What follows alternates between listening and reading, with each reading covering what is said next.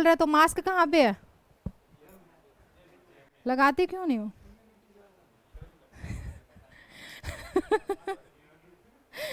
Immunity कैसे check करते हैं?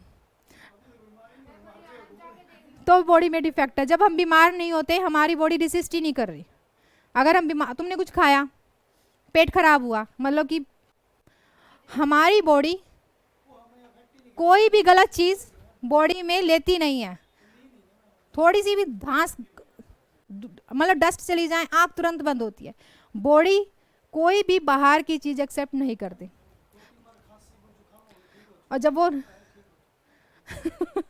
इसलिए बीमार होना जरूरी है। बीमार उसे बीमार नहीं कि आप बिल्कुल ही हो जाओ, लेकिन बॉडी अगर रिएक्ट करेगी तो वो सही। अच्छा,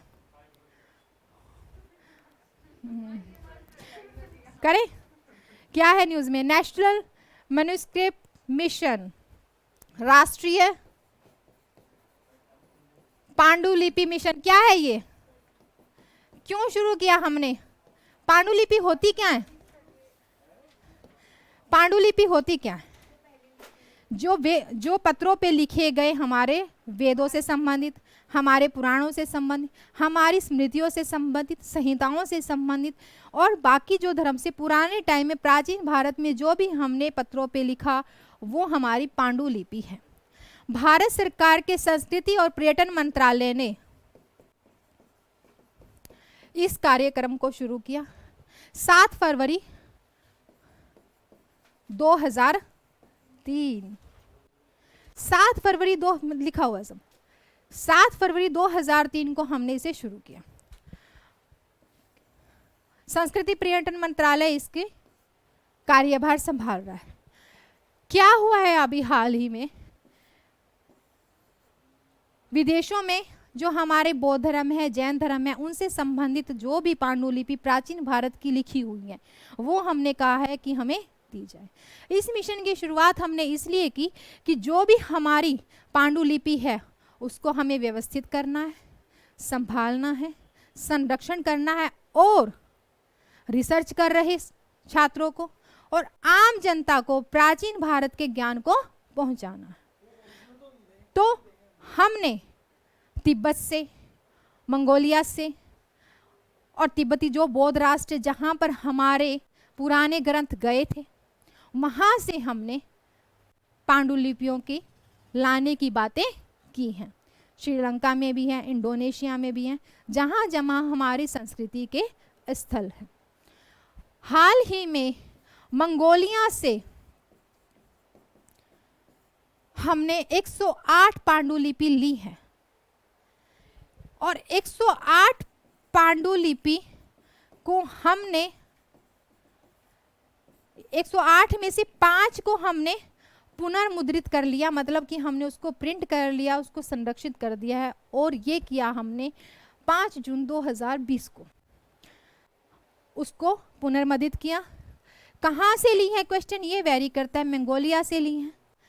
और मंगोलिया की लैंग्वेज तो हमसे तो दूसरी होगी ना, वहाँ पे इनको बोला जाता है कुंजर। मंगोलिया में कुंजर का अर्थ है बोध के आदेश, जो बोध ने मौखिक रूप से आदेश दिए थे और उनको उन्होंने लिपिबद्ध किया था। तो हमने क्या प्राप्त किया है मंगोलिया से? कुंजर। किससे संबंधित है ये? बौद्ध धर्म से संबंधित है। बौद्ध धर्म में किससे संबंधित है ये? बौद्ध के आदेश हैं या बौद्ध के सिद्धांत हैं। कब शुरू किया? 7 फरवरी 2003। संस्कृति मंत्रालय इसे देख रहा है। क्या उद्देश्य है? अपनी विरासत को संभालना, संरक्षण करना और अपनी जनता को, आने वाली जनरेशन को उसे पहुंचाना। क्लियर?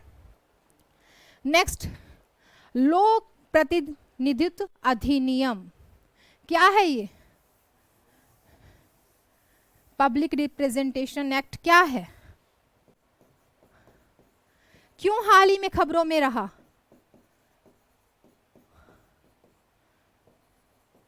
(1951) क्या कहता है ये? ये कहता है कि अगर चाहे वो संसद का हो, चाहे वो राज्य विधानमंडल, चाहे विधान परिषद, कहीं का भी कोई भी उम्मीदवार 2 साल या उससे अधिक सजा काटने वाला कोई भी व्यक्ति, अपराधी जो है, उम्मीदवार नहीं बना सकती कोई भी पार्टी अगर उसने 2 और 2 से अधिक की सजा काटी है, और 2 से कम की काटी है तो भी नहीं बना सकती। तो हाल ही में सुप्रीम कोर्ट ने 13 फरवरी 2020 को निर्णय दिया कि जो भी उम्मीदवार होंगे, चाहे वो अपराधी हैं या नहीं है, अगर कोई भी पार्टी उसको सिलेक्ट कर रही है तो वो उसके कारण, चरित्र और किस संदर्भ के लिए उसे लिया, पूरी डिटेल सुप्रीम कोर्ट को देगी। क्यों किया सुप्रीम कोर्ट ने ऐसा? क्योंकि हाल ही में चुनाव आयोग ने गोवा से संबंधित कुछ ऐसा केस आया था, इसलिए सुप्रीम कोर्ट ने इसे कहा है कि कोई भी ऐसा केस आएगा पहले उसकी लिस्ट सुप्रीम कोर्ट को दी जाएगी। ठीक है, ये आपका मेंस का क्वेश्चन है। लेकिन प्रीलिम्स का कहाँ बनेगा कि कौन सी एक्ट 1951 है, ये 57 नहीं है, 1951 की धारा 8 कहती है कि कोई भी अपराधी पृष्ठभूमि से नहीं आ सकता।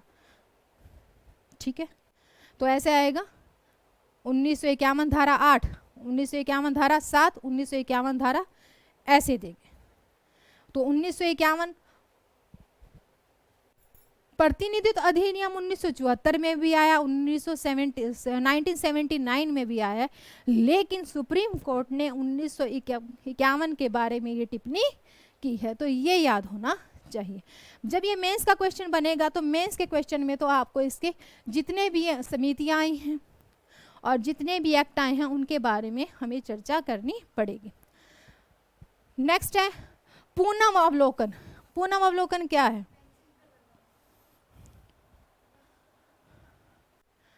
पूनम अवलोकन क्या है? पूनम अवलोकन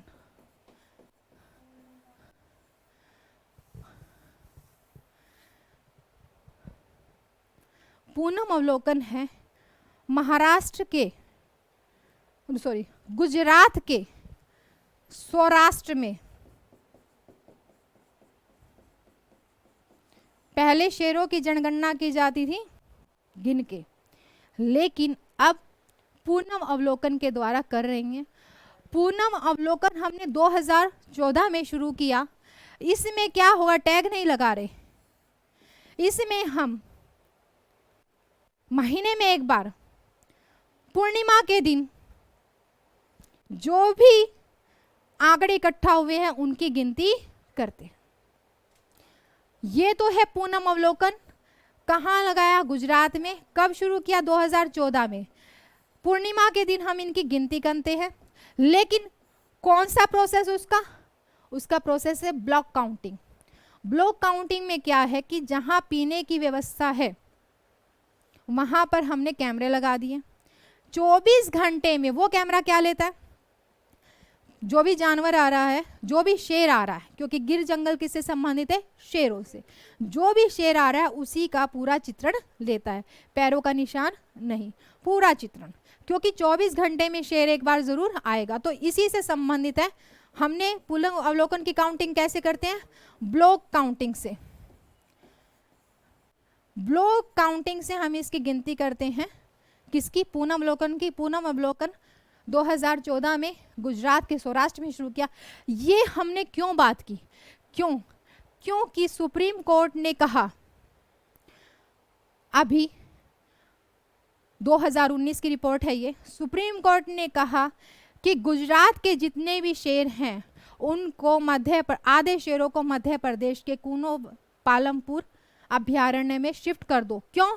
क्योंकि 2018 में गिर के जंगलों में वायरस आया था जिससे 20 शेर मर गए थे।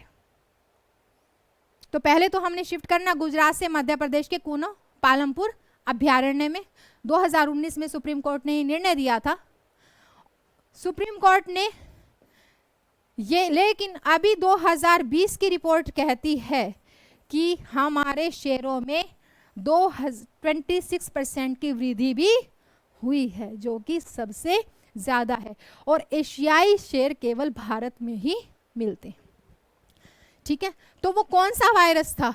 वो कंज्यूमर वायरस था, बेबीसोनिक वायरस था, जिससे कि शेयरों में, तो उन्होंने कहा कि एक ही प्रजाति अगर एक जगह रखेंगे तो कभी कोई वायरस का अटैक होगा तो पूरी प्रजाति विलुप्त हो सकती है। इसके लिए गुजरात से मध्य प्रदेश शिफ्ट किए जा रहे हैं। तीसरी बात क्या है? गुजरात में ये जो शेर है, एशियाई शेर है, इसमें कब आया? ये IUCN की लिस्ट में है 1972 में आया कि 76 में आए? 72 में आया। लेकिन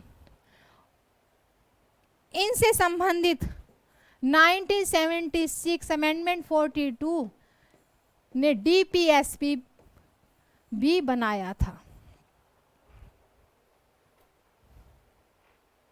ठीक है, तो आपको सिर्फ पुनर्वलोकन पता होना चाहिए। पुनर्वलोकन ब्लॉक काउंटिंग क्या है, किससे संबंधित है? सिर्फ ये शेयरों से ही संबंधित है। सुप्रीम कोर्ट ने क्या निर्णय दिया है उसके बारे में। बैट या भारतीय गौर, भारतीय गौर ये हो गया।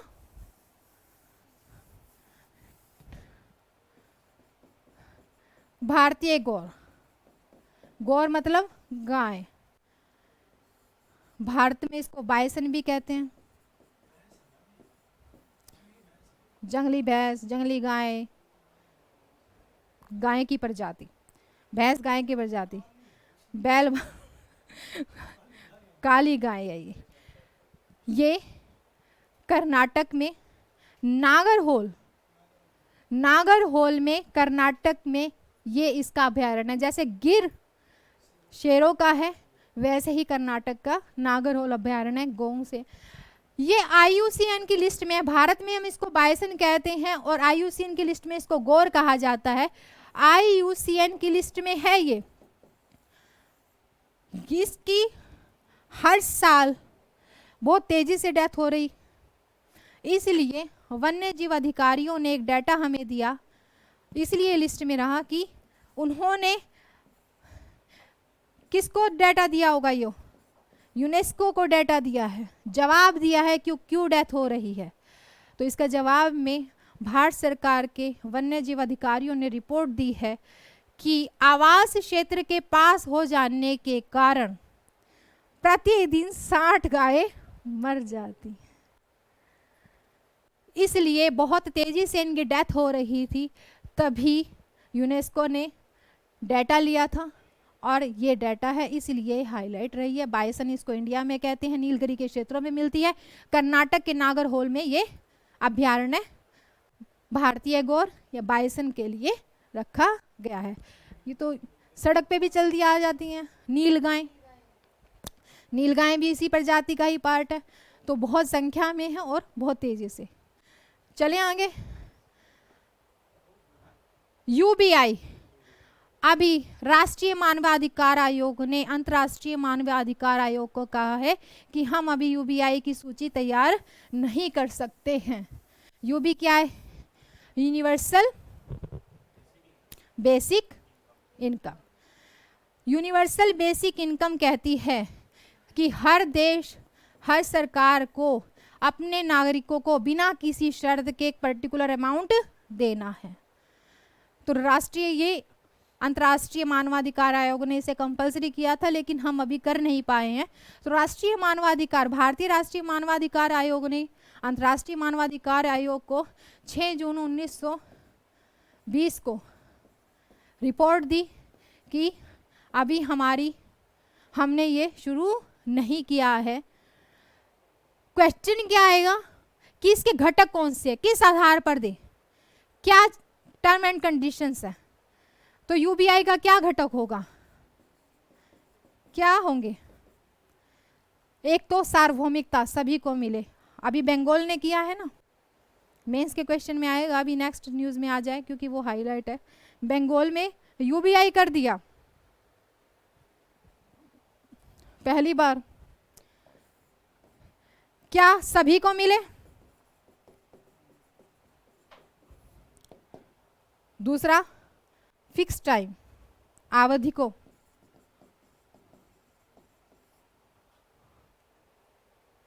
तीसरा नगद हो।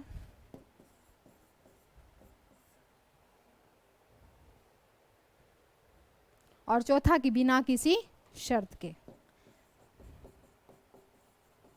यही 4 घटक होते हैं यूबीआई के लिए। हर देश के लिए, कोई भी देश अगर इसको देता है तो वो इन्हीं 4 घटकों का पालन करता है।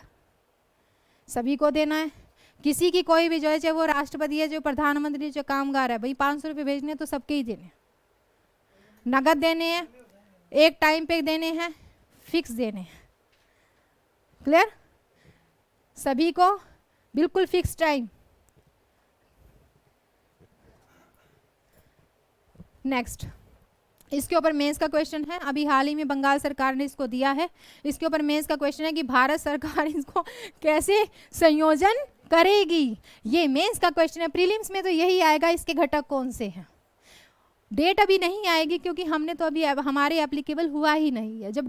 जब आएगी तो कौन सा मंत्रालय देख रहा है, और मंत्रालय देख रहा है तो किस दिन आया, मंत्रालय देख रहा है तो किस किस घटक, क्योंकि हर देश की अपनी कंडीशंस होंगी, कितने % पे वो देगा। क्लियर? अभी बंगाल ने दिया है तो एक जीएस का क्वेश्चन बन सकता है, हाल ही में बंगाल सरकार की राजस्व नीति क्या कहती है, इन सब के ऊपर बन सकता है। राजस्व नीति नहीं, सामाजिक नीति। क्या हुआ? बंगाल ने दिया है, मैंने मेंस का क्वेश्चन लिखा आप लोगों के लिए। बीएडीपी,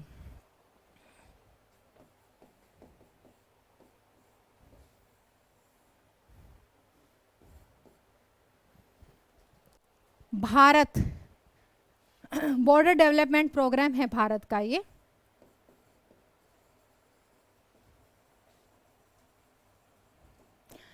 भारत ने 1 अप्रैल 2020 को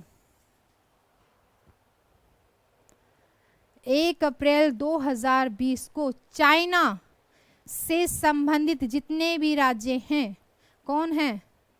जम्मू कश्मीर, हिमाचल, उत्तराखंड, अरुणाचल प्रदेश, सिक्किम, उसमें 10 बॉर्डर, जो बॉर्डर है, जो जीरो लाइन है, उसके 10 किलोमीटर, मतलब कि ये जीरो लाइन है, इससे 10 किलोमीटर अंदर के क्षेत्र पर स्कूल, पार्क, नर्सरी, जो भी फैसिलिटी होती है आम जनता के लिए, वो देने के लिए काम शुरू कर दिया है।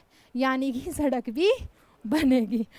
और ये चाइना के बॉर्डर पे तो 1 अप्रैल 2020 को शुरू हुआ है, लेकिन पाकिस्तान बॉर्डर पर हम पहले ही कर चुके हैं। 7वीं पंचवर्ष योजना 1985 से 1986 में हमने वेस्ट बॉर्डर पर ये काम कर लिया।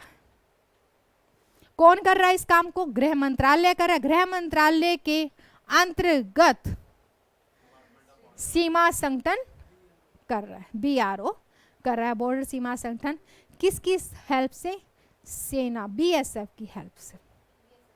बीएसएफ यहाँ पे तैनात रहेगी, बीएसएफ की हेल्प से ये काम किया जाएगा। यहाँ पर एक इंपॉर्टेंट क्वेश्चन ये बन जाता है इसके साथ ही कि किस किस बॉर्डर को कितना कितना टच करेगा।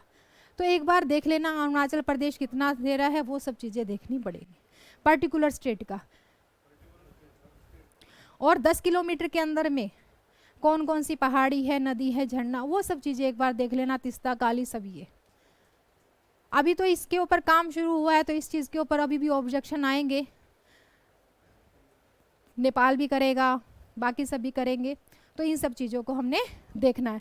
इसके परिप्रेक्ष्य में अगर हम मेंस का क्वेश्चन करें तो हमें भारत चीन संबंध के ऊपर पूरा डिटेल करना होगा, क्योंकि ये तो रिसेंट डाटा ना कि हम इसको कर रहे हैं। प्रभावित करने वाले कारक क्या आएंगे, लेकिन इसमें आपको ये डेट याद रखनी है कि 1 अप्रैल 2020 को हमने काम शुरू कर दिया है, जबकि 22 मार्च 2020 को ये मीटिंग हुई थी। और बहुत जल्दी हम इस काम को कर रहे हैं, ये इसलिए इम्पोर्टेंट। 22 मार्च को मीटिंग हुई, 1 अप्रैल को काम शुरू कर दिया। अभी हमने कौन सी सड़क बिछाई है? पदम से नींबू तक। उसी के ऊपर जब काम कर रहे थे तभी तो पेट्रोलिंग होने लगी थी। तो इसी काम को आगे बढ़ाया जा रहा है। सहकारी मित्र, क्या होगा सहकारी मित्र? कैसी सहायता? इसका पूरा नाम है सहकारी मित्र इंटर्नशिप योजना। सहकारी मित्र, पहले तो सहकार क्या काम करती है? छोटे उद्योग, कृषि, लेकिन यहाँ पे कृषि से संबंधित है। राष्ट्रीय विकास निगम, यहाँ कृषि के ऊपर काम हो रहा है लेकिन राष्ट्रीय विकास निगम देखेगा, ठीक है। एनडीएम देश को देखेगा, नेशनल डेवलपमेंट निगम। एनडीसी से देखेगा, क्या देखेगा कि जो किसान उत्पादक केंद्र हैं, किसान उत्पादक केंद्र में जो लोग किसान कर रहे हैं और किसान से संबंधित व्यवहारिक मतलब कि प्रैक्टिकल ट्रेनिंग कर रहे हैं, तो जो किसान उत्पादक केंद्र है और कृषि से संबंधित, रूरल डेवलपमेंट से संबंधित जिन लोगों ने आईआईटी से, आईआईएम से कोर्सेज किए हैं, प्रोफेशनल कोर्स हैं, वो सिर्फ एग्रीकल्चर से संबंधित। छोटे उद्योग जो कृषि से संबंधित हैं, उनको 4 महीने की ट्रेनिंग दी जाएगी सरकार की तरफ से। नेशनल डेवलपमेंट कॉर्पोरेशन इसे देखेगा, नेशनल डेवलपमेंट राष्ट्रीय विकास निगम इसे देखेगा। राष्ट्रीय विकास निगम देखेगा, लेकिन राष्ट्रीय विकास निगम किसके अंतर्गत है? राष्ट्रीय कृषि किसान कल्याण मंत्रालय। राष्ट्रीय कृषि किसान कल्याण मंत्रालय के अंतर्गत 1963 में इसकी स्थापना की गई थी। पूरी तरीके से केंद्र द्वारा संपोषित योजना, 100% केंद्र। चले मेंस की तरफ बढ़े तो आत्मनिर्भर भारत की तरफ बढ़ रहे हैं हम। आत्मनिर्भर भारत जब बनाएंगे, एक देश एक राष्ट्र, कैसे बनेगा एक देश एक राष्ट्र? तो आत्मनिर्भर भारत जब बनेगा तो सभी योजनाओं को इकट्ठा करने पड़ेगा एक ही लाइन में। Next, pre drop more drop, प्रति बूंद अधिक कृषि।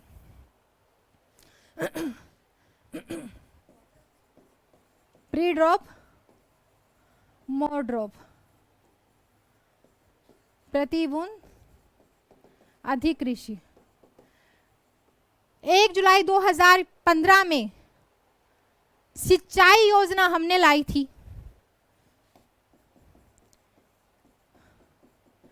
सिंचाई योजना लगाई थी, ये उस सिंचाई योजना का पार्ट है। उस सिंचाई योजना में और भी सब पार्ट्स हैं, लेकिन एक बूंद अधिक बूंद राष्ट्रीय कृषि किसान कल्याण मंत्रालय द्वारा देखी जा रही है। सिंचाई प्रधानमंत्री सिंचाई योजना का भाग है। इंपॉर्टेंट क्या है इसमें? हाल ही में नाबार्ड ने 5,000 करोड़ रुपए इसमें निवेश करने की योजना, यानी कि एक बूंद प्रति बूंद अधिक फसल योजना है तो किस कृषि किसान कल्याण मंत्रालय की 1 जुलाई 2015 की सिंचाई योजना का पार्ट है। लेकिन इस योजना को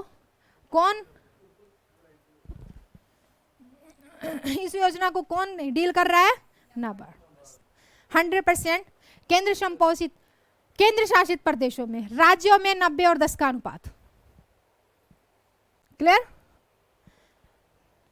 केंद्र शासित प्रदेशों में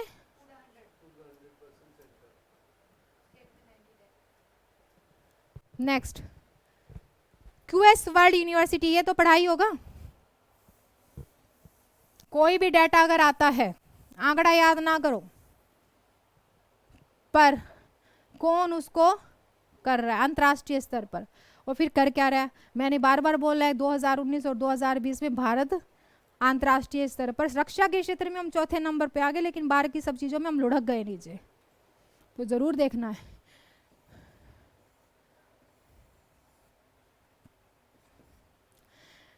ये क्यूएस यूनिवर्सिटी है। काम क्या है इनका? ये उच्च शिक्षण, और कौन से शिक्षण? विश्व में उच्च शिक्षण संस्थानों, उन शिक्षण संस्थानों यानी कि यूनिवर्सिटीज, विश्व में उच्च शिक्षण संस्थानों की ये हर साल रिपोर्ट तैयार करती है उनकी रैंकिंग के लिए। ये ब्रिटेन की एक कंपनी है, क्वेरिकल स्टैंडर्ड। क्वेरिकल स्टैंडर्ड पूरे विश्व के उच्च शिक्षण संस्थानों की रैंकिंग के अनुसार प्रति वर्ष एक रिपोर्ट तैयार करती है। और गुड न्यूज़ ये है कि भारत ने विश्व की 200 यूनिवर्सिटी में भारत की 3 यूनिवर्सिटियों का नाम आया है। IIT Delhi, IIT Madras, IISc Bangalore. और हमने 150 से नीचे ही नंबर लिया है ये, ठीक है। तो आपको क्या याद रखना है? सिर्फ क्यूएस कहाँ की है? ब्रिटेन की है, और यूनिवर्सिटी से संबंधित रैंकिंग करती है। इंपॉर्टेंट बात यहाँ पे कि ये भी है कि 2010 के बाद क्यूएस नाम हो गया, लेकिन 2010 से पहले तो टाइम्स हायर एजुकेशन के नाम से ये रिपोर्ट देती थी। ब्रिटेन का ही था टाइम्स हायर। 2010 से पहले यही रिपोर्ट, विश्वविद्यालयों से संबंधित रिपोर्ट हायर एजुकेशन देती, टाइम्स हायर एजुकेशन सोसाइटी। और 2010 से कौन देना लगा है? क्वेरिकल स्टैंडर्ड। चले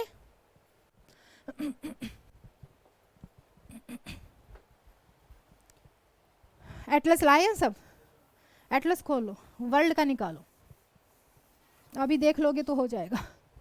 क्या है ये क्वेश्चन? प्रवाल,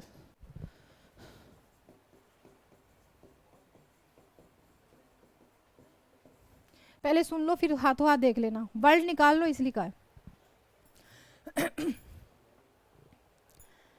प्रवाल त्रिभुज दिवस, ध्यान से देखना, प्रति वर्ष पर ईयर 9 जून को हम बनाते हैं विश्व प्रवाल दिवस के साथ। विश्व प्रवाल दिवस कह लो, विश्व त्रिभुज प्रवाल दिवस कह लो। और 8 जून को क्या बनता है? महासागर दिवस, विश्व महासागरीय दिवस। खबरों में क्यों है? क्योंकि अंतर्राष्ट्रीय प्रवाल दिवस हम मनाते हैं 9 जून को, और अंतर्राष्ट्रीय महासागर दिवस हम मनाते हैं 8 जून को। इस बार प्रशांत महासागर के पश्चिम में इंडोनेशिया, मलेशिया, सेलेमनो, पपुआ न्यू गिनी, सेलेगन द्वीप दिख रहे हैं? ये प्रशांत महासागर के पश्चिम में एशिया में वी शेप में बना रहे हैं। ये सारी प्रवाल वीथियों को हमने क्या नाम दिया है? प्रवाल त्रिभुज दिवस दिया है। तिमोर, मलेशिया, इंडोनेशिया, लाओ दो। सागर का पश्चिम महाद्वीप का क्या होगा?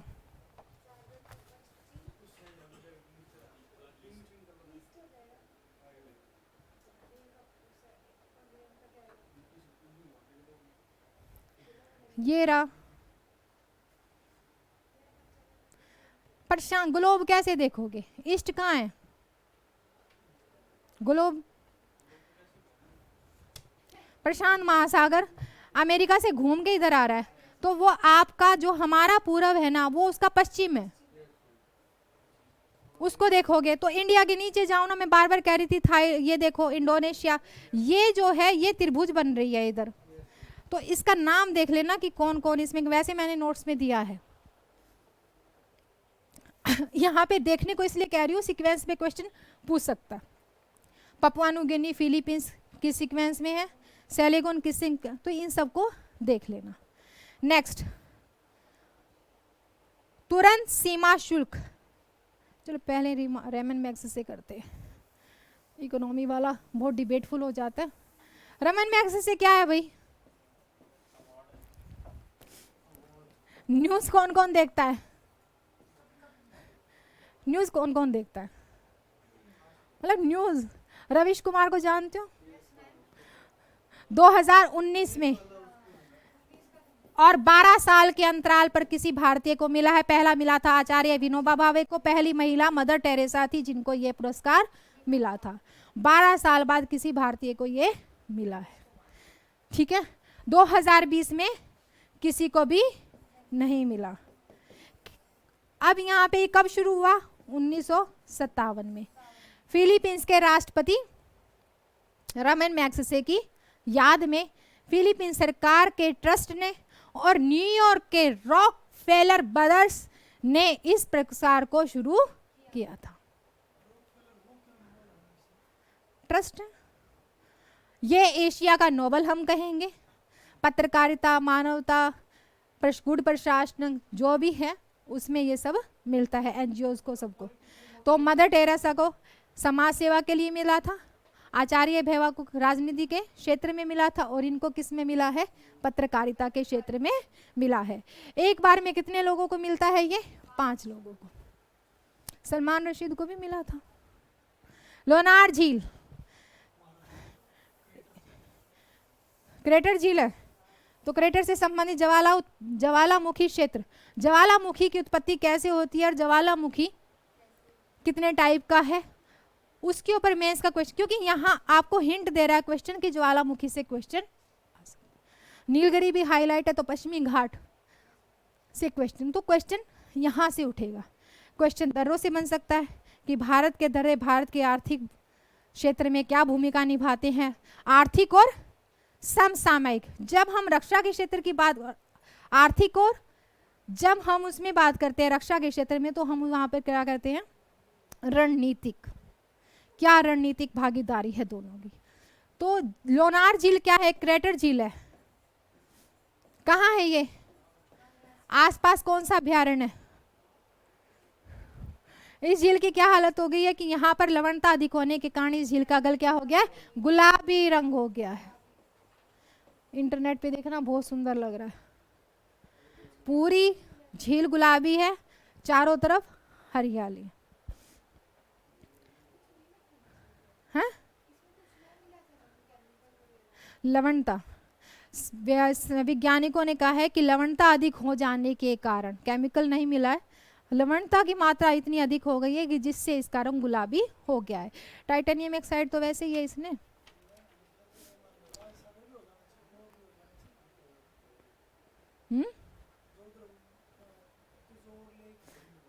ये क्रेटर झील है। दक्कन का पठार पूरा आपका ऑक्साइड से बना हुआ है ना। दक्कन का पठार आपका किससे? टाइटेनियम ऑक्साइड से। और क्या रहता है?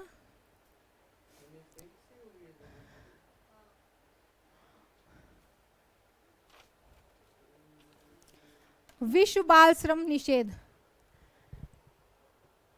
क्या कह रहा है? अंतर्राष्ट्रीय श्रम आयोग क्या कह रहा है?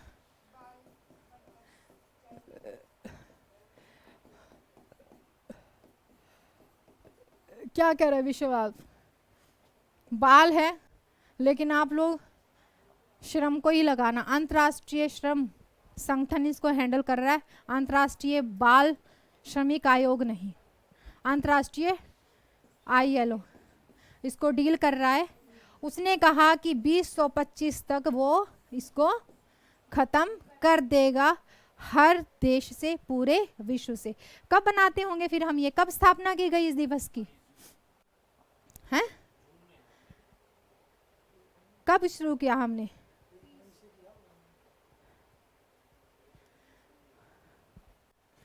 सन 2002। कब शुरू किया? 12 जून। नेक्स्ट।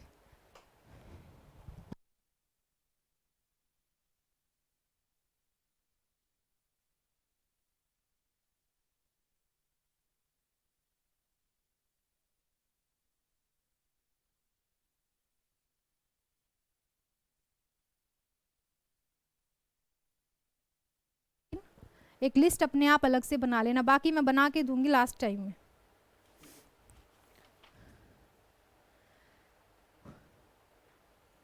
कहाँ है? रज पर्व क्या है?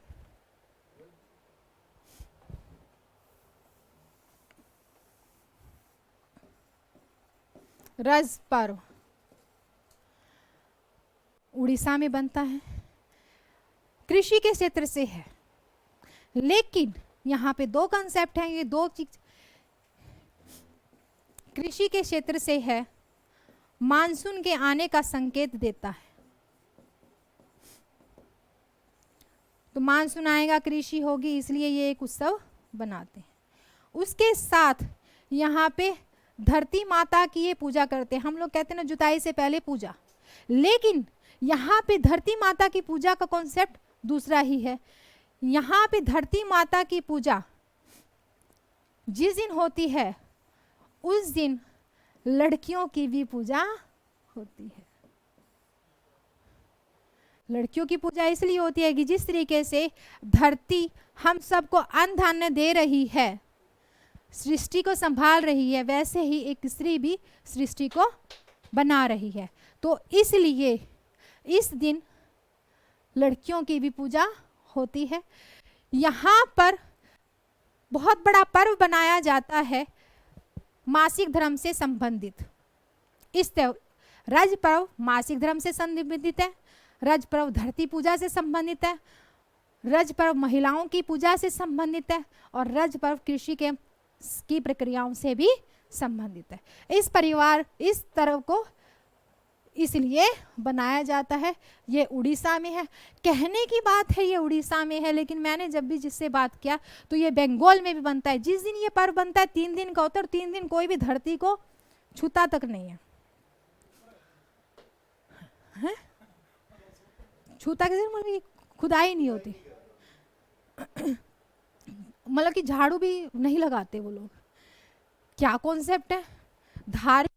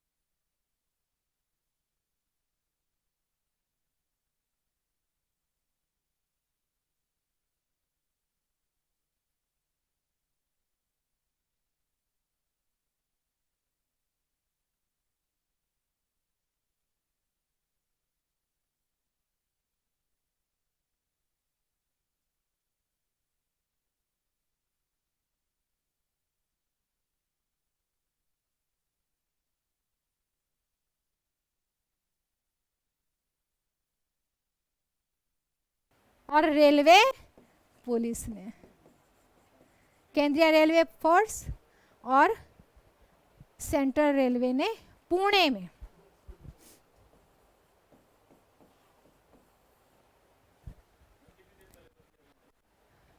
ठीक है, मैं खुद भूल गई।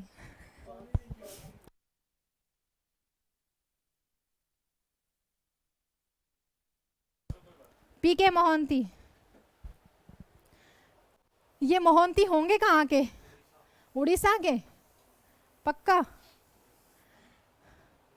मोहंती होते हैं, पात्रा होते हैं। और ये मोहंती आरबीआई के रिटायर्ड गवर्नर हैं और इन्होंने बैंकों के, निजी बैंकों के राष्ट्रीयकरण की सिफारिश दी है।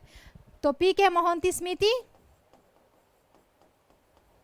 बैंकों का निजीकरण, निजी बैंकों का राष्ट्रीयकरण।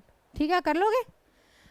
तो मेंस का क्वेश्चन तैयार है यूपीएससी के लिए या स्टेट के लिए। इकोनॉमी का क्वेश्चन करंट से ही आएगा। इकोनॉमी का कोई भी क्वेश्चन हो करंट से ही आता है। सिर्फ 2 टॉपिक पे ही आपको कंसंट्रेट करता है। एक तो आपका वो जीडीपी वाला वही कॉन्सेप्ट होता है इकोनॉमी में, बाकी कुछ नहीं, सारा करंट उठाएगा। तो यहाँ पे पीके मोहंती आयोग की सिफारिशों पर बात करें तो जितने भी प्राइवेट सेक्टर के बैंक कौन कैसे है, कैसे आया, किसका कितना टर्नओवर है, किसका क्या क्या एरिया है, किसकी ब्रांच कहाँ कहाँ है और उनको राष्ट्रीयकरण में क्यों लाया जा रहा है, उसके बारे में बात करनी। और अब तक कितने बैंकों का हमने राष्ट्रीयकरण किया था और कितने मर्ज कर लिए हैं, सारी डिटेल होनी चाहिए। ये मैंने लिख क्या रखा है, मेरे को ही समझ नहीं आ रहा।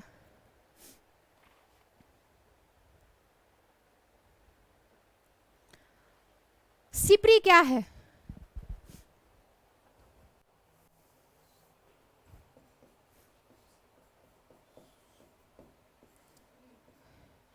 SIPRI Stockholm international research peace research institute, कार्यालय कहाँ पे है? स्टॉकहोम में। स्थापना कब की थी हमने सिप्री की? 1966 में। 1966 में स्थापना की, स्टॉकहोम में इसका कार्यालय है। इसका काम क्या है?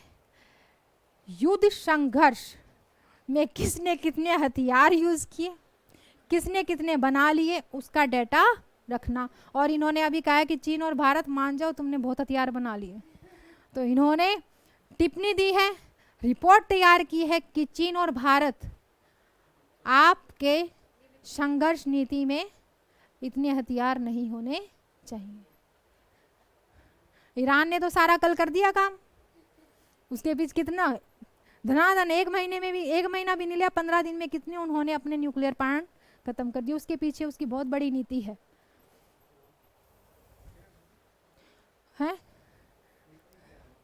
ये हो गया।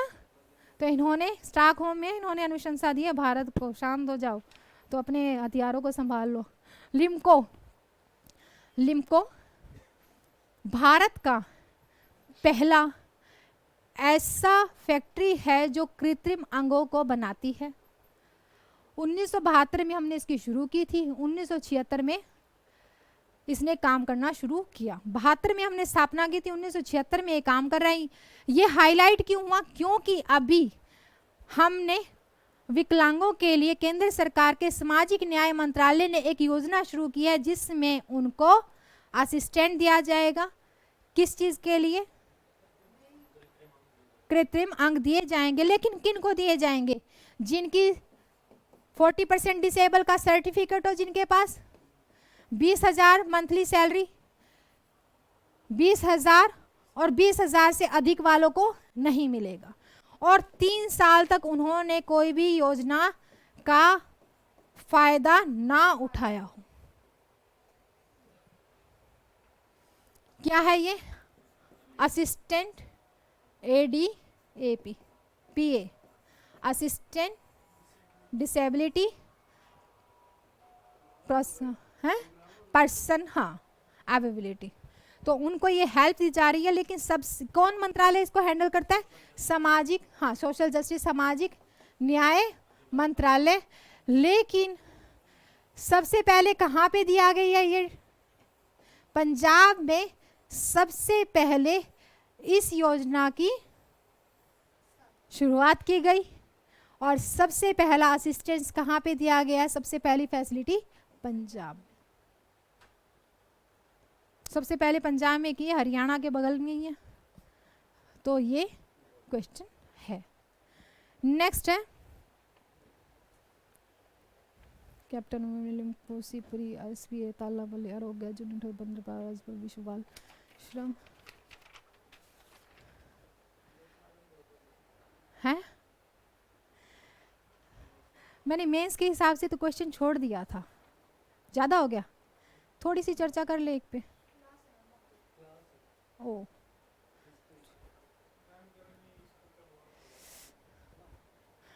वो डिपार्टमेंट गौरव सर का।